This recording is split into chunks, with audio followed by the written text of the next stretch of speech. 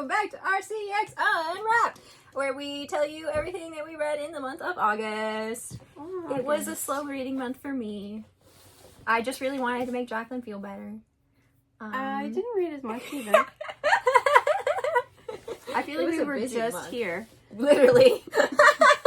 It was both the fastest and the slowest month ever. It's your least favorite month. Are you glad it's over? I am so glad it's over. I hate August. Okay. Alright, do you want to go first? Sure. You may as well. I Ate the Whole World to Find You. This is a short story collection. Ooh. And they're very weird.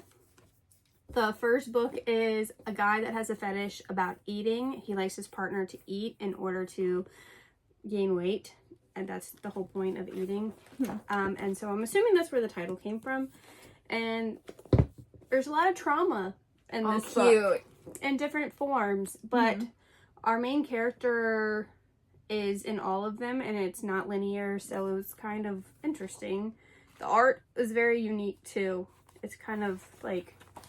It's black and white, but it's, I want to say scratchy. It is a little bit. It feels scratchy. But it was interesting. I'm glad I read it. Did it get nominated for something? It got nominated for an Egg Nats Award, I believe. Very cool. Yeah. Yay! I read Plain Jane and the Mermaid, which won the Eisner Award for Best Kids Graphic Novel. Hey, Todd, get up here. Look, there's a cat. He's gonna run away as soon as I do this, but... It's okay. It's okay. He's right. There you are.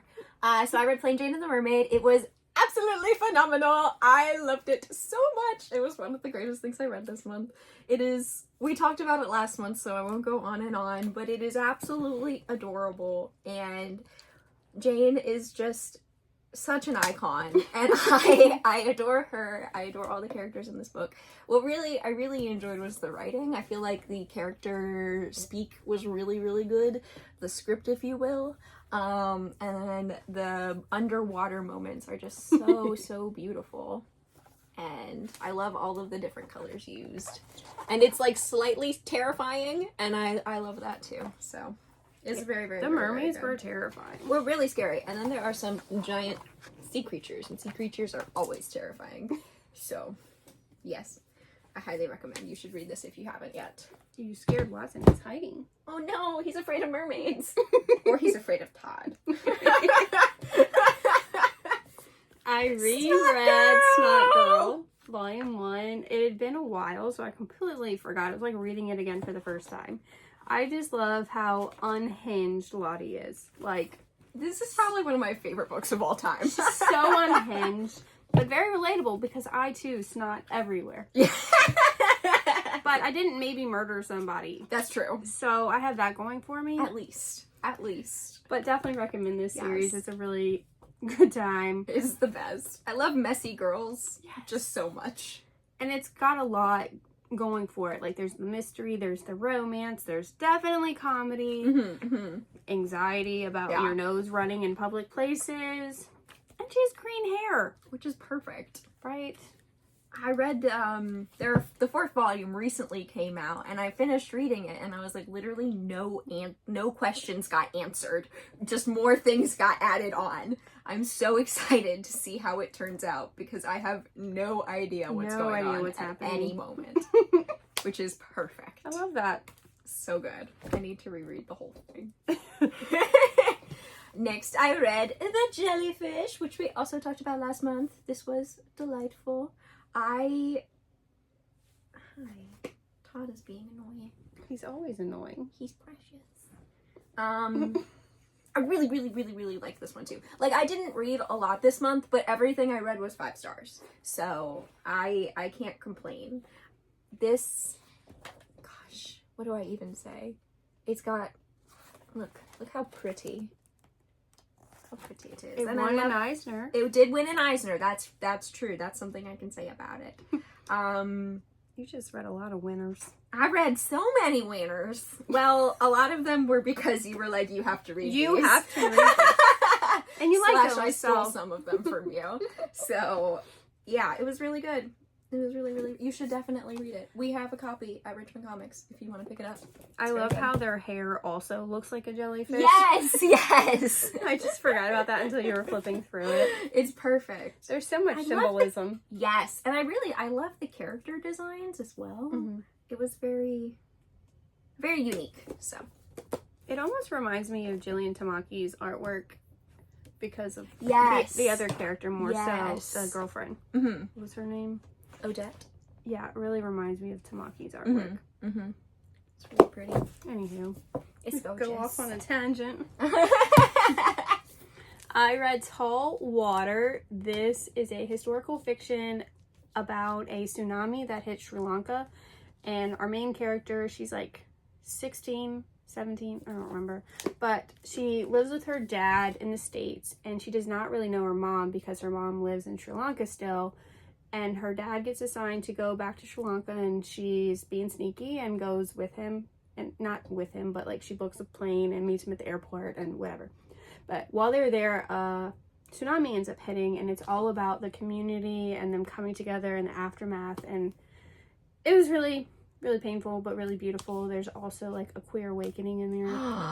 So the artwork is it's really soft, honestly. Like they're bright colors, but they're really not done brightly, if that makes sense. Like, but it's brutal, like what they went through, and the flashbacks of them fleeing Sri Lanka to get to safety and why they got separated as a family.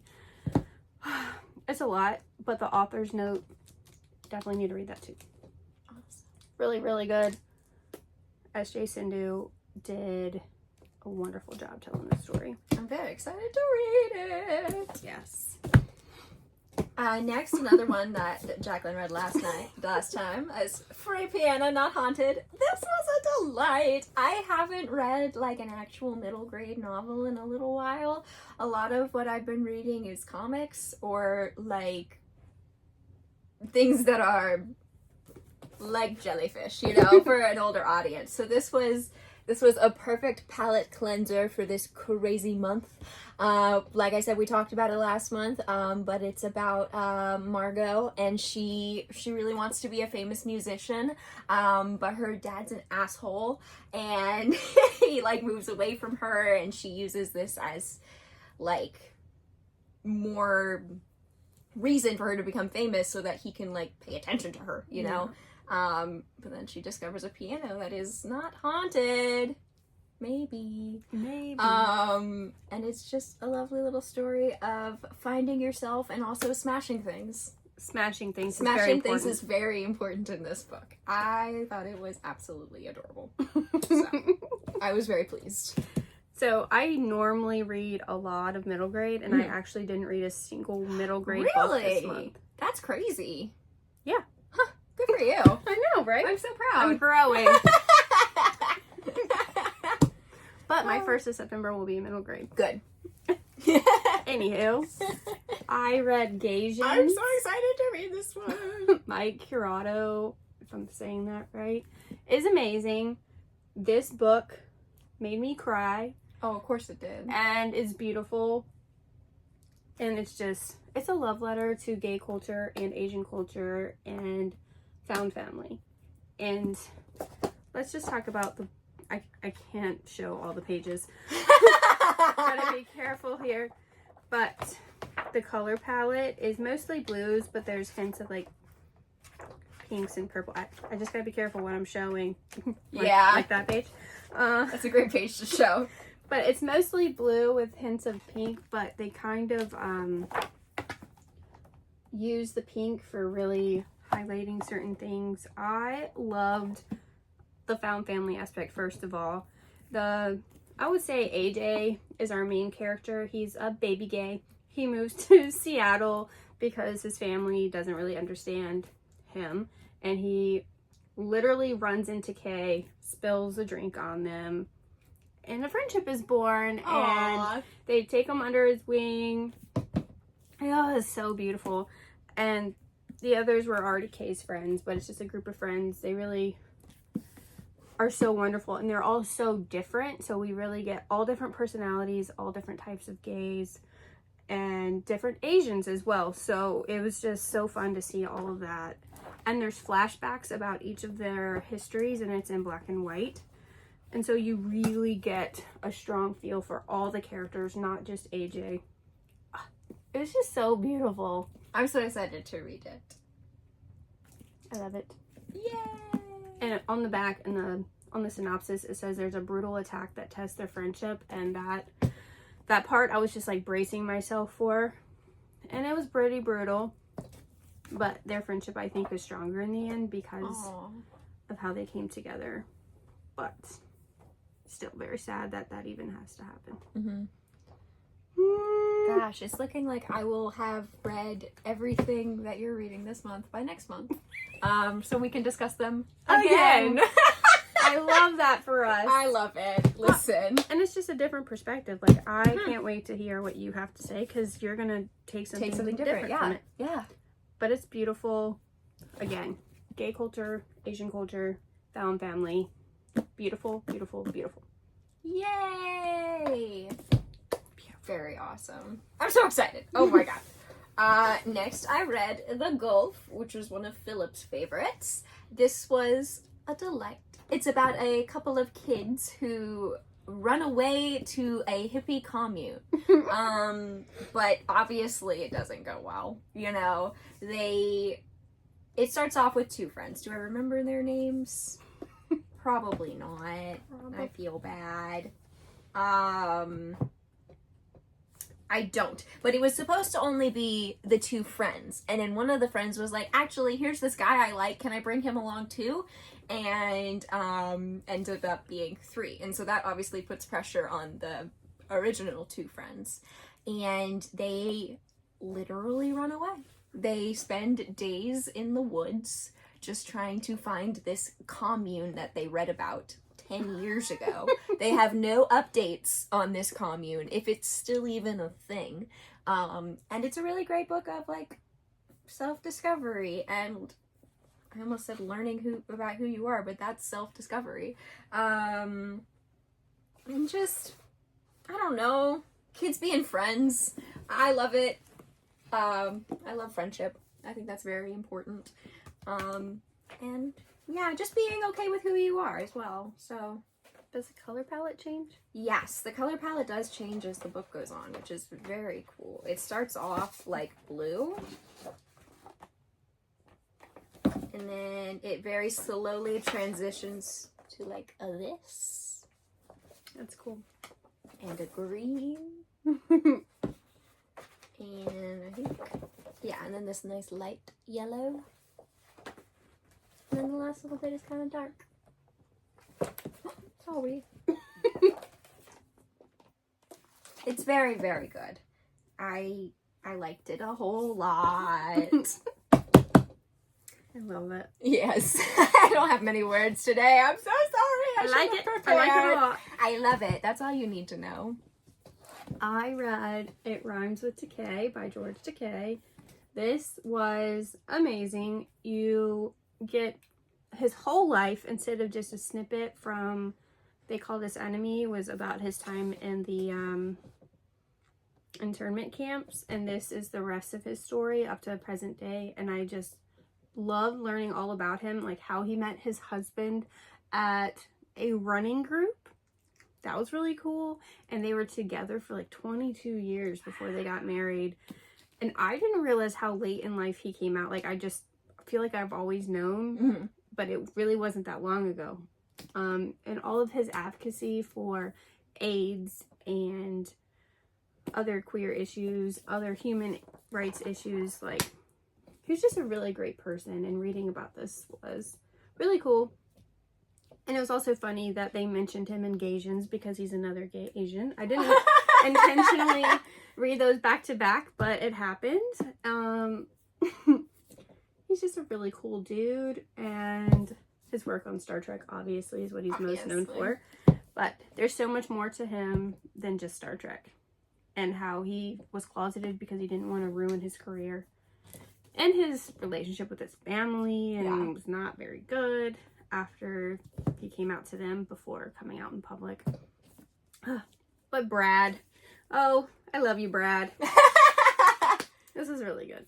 I might have to steal it. It looks really good. The art's really colorful. I love just like how expressive. It's the same artist that did They Call This Enemy. Mm-hmm. And so it was cool to see, like, when you see the flashbacks of like scenes from They Call This Enemy, it looks the same. And I was like, oh, that's the same artist. That's I love cool. that. Yeah. Very nice. Very nice. Beautiful, beautiful, Beautiful. Lovely. So the last thing, I think this should count as 2 books, personally. Or, like, let me just explain it to you. This is Building Stories by Chris Ware.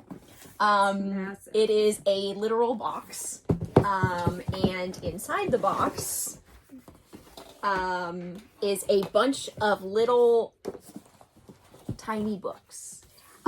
So this is the story of a woman whose name I cannot remember. And it is just a bunch of little pieces, snippets of this woman's life. It starts out, or it doesn't start anywhere. You can read all of these little bits and pieces in whatever order you wish, and it still makes sense in the end. The main character is the woman, but we also get into the life of the other people who lived in her apartment building at the time. And also the story of Bradford the Bee, who has his own little story and his own issues because the other bees hate him. So you also get like his story. All of it is done in these teeny tiny little squares. And it's like you're trying to fit as much story as possible into as little space as possible. It is phenomenal. There's a bunch of different, let me pull it out. So there's these like comic-y bits. There's several different newspaper-y bits. There's little comic strips. There's this thing. More story. There's a game board. Wow. And I guess I won't pull all of that out. And then, and then another giant newspaper-y thing that you unfold and read. It is absolutely gorgeous. I enjoyed it so much. I think it's such a unique way of storytelling, and also the fact that you can read them in whatever order you want is brilliant. I think that is it's so creative, and each little thing is like reminiscent of, like, this is obviously supposed to be a little golden book, you know, with the gold edge, and it's hard, and on the inside it's pretty like that. So everything is clearly very styled, but on the inside the words are teeny tiny. It is technically like 230 pages of story spread across, I think it's 14 different items. That's incredible. It was amazing. I loved it so much. It's, even if you just read it for the cool factor that it's in so many different pieces, is brilliant, but also the story is really super engaging, and being able to read however you want, whenever you want, is also really great. Like, I read it top to bottom, which was really sad. I feel like there are certain ways, and like other recommended ways you could read it, where you get where you finish on a different moment in time, instead of just reading top to bottom like I did. But yeah, I feel like it's a story that, even though it's all the same story, if you read it in different ways or read it at different moments, it says something different about the characters, and it is just so wonderful. Genuinely probably the coolest thing I have read this year. Yeah, I highly recommend. It is expensive. I found mine secondhand for $40. But yeah, it's very worth it. It's very worth it. I'm gonna use it and like decorate my walls, I think. So, that's Building Stories. That's so cool. It's very cool. It's so freaking cool. Alright, and last but not least, We both had this one. last but not least, Cry Wolf Girl. Oh my god. Oh my god. Ariel Riaz, you did it. They wrote Strange Bedfellows, I think? And Witchy. And Witchy, yes. So this actually, I think in the author's note, was their first comic, and then now it's available in print. Yes, in this glorious hardcover. It is a reimagining of The Boy Who Cried Wolf, but Dawa was told not to cry wolf, and then they did, and they're kind of shunned from their community a little bit. But it's also very much like it gets into the existential nature of it all, and like, are the wolves actually real? Yes. To me, it all felt like a portrayal of an anxiety attack. And visualizing these wolves was like the panic, and she lost her whole family to sickness. It was a trauma response. It's obviously a trauma response. And then also, like, the community did seem to, like, shun her for a crying wolf, but in the end, I felt like the community did come together. Yes. And it's such a short book, but it said so much. Yeah. It has a huge impact, and it's another one that you can read many different ways and take it however is best for you. But the use of color was just stunning. Very powerful. And the design for the wolves was also very good. And there's a wolf hunter who I ended up actually really liking. Yeah. Their, like, backstory. Here's the wolf. So, yeah. Highly recommend. Yeah, it was really, really good. So, gosh. So many good things this month. It wasn't a lot, but you want to talk about some of your... I read a lot of single issues. I know you read a ton of single issues. I do, too. but... You don't give yourself credit for that. We can just run through them real fast. Skin Deep, Tess read many months ago. It's about a dancer that, you know, appearances are kind of everything. And the links they'll go to be in the spotlight. Yep. Witch Hazel. Which looks so cute. Is adorable. It's kind of like, it's called Variety Hour. It's kind of like little short comics, but they all deal with Witch Hazel. It's adorable. Does it actually have stickers? Yes. Okay, cool. Sold. It actually has stickers in it. Good. There's a frickin' hippo. No! Oh, I love that. I'm so excited for my copy to get here. There's actual stickers, yes. It was so cute, so fun. Totally worth it. This is the most important comic I read this month, Comics of the Movement. It's all reprint material from, like, the Black Panther Party, and there's a Martin Luther King story in here. Again, all reprint material, but it's stuff that you obviously may not have access to, so had to grab that. Fence, Game Changer, Breakthrough, Game Changer, whatever, is like volume 8 at this point, but they still haven't kissed, by the way. Oh my god, it's the slowest book ever, but I still love it. Yes, yes. And then Bitchcraft 1 and 2. This was, I was influenced by Stephanie Williams to buy this because Aaron Reese has passed away, and I think Stephanie Williams can be thanked for really bringing this to light. I saw it on their page, and that's why I ordered it. I don't know if it's gonna be 4 or 5 issues, but I'll talk about it when it's done because I don't know where the story's exactly going. And then Jook Joint 1 and 2. I've already told Tess that she should read this. Yes. It was supposed to be like 4 or 5 issue series that got canceled after 2. So, I mean, I never know how it's gonna end, but I'll be satisfied with how issue 2 ended, I think. Because we get enough story of this woman here that was kind of left hanging in volume 1, I mean issue 1. But it's a very powerful story about predators. Let's just say that.